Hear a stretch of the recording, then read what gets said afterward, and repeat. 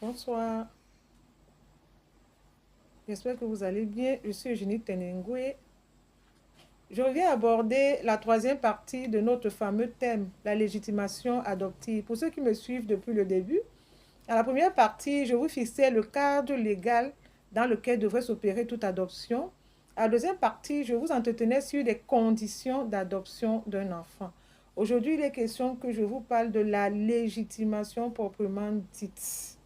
Vous savez, tout enfant adoptif, tout enfant adopté doit être légitimé ou reconnu.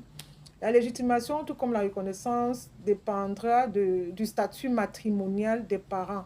Si les parents sont mariés, l'enfant adopté sera légitimé d'office. Si les parents se marient après avoir adopté, l'adoption emporte sur le mariage, donc l'enfant devient légitimé. La reconnaissance concerne les parents qui ne sont pas mariés. Ils reconnaissent tout simplement l'enfant. Ça, c'est la théorie en fait. Matériellement, comment ça se passe? Les parents qui ont adopté, adoptifs, saisissent le tribunal de grande instance du lieu de l'adoption. C'est un tribunal qui a une compétence d'attribution. Chaque fois que vous voulez saisir le tribunal pour une affaire liée à l'état de personne, vous saisissez le tribunal de grande instance. En ce qui concerne l'adoption, il s'agira du tribunal de grande instance du lieu de l'adoption. Tout dépendra selon que l'enfant ait déjà eu un acte de naissance ou pas.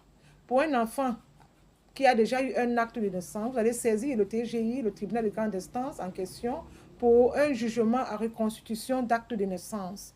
Le juge va sortir un jugement, effectivement, à reconstitution d'acte de naissance, et il va ordonner à l'officier d'état civil de la place de transcrire ce jugement dans les registres d'état civil. Et ce même jugement sera transcrit sur le verso de l'acte de naissance de l'enfant. Il s'agit d'un enfant qui avait déjà un acte de naissance. Pour un enfant qui n'a jamais eu d'acte de naissance, vous allez saisir le tribunal de grande instance de la place compétent qui va pour un jugement supplétif d'acte de naissance. Le juge va ainsi sortir un jugement supplétif d'acte de naissance. Et l'enfant sera légitimé pour les parents qui sont mariés ou reconnu pour les parents qui ne sont pas mariés. Le jugement à reconstitution d'acte de naissance, tout comme le jugement supplétif en ce qui concerne la légitimation ou la reconnaissance d'acte de naissance, sont régis par le Code civil, plus précisément en son article 369 que voici. Cet article dispose que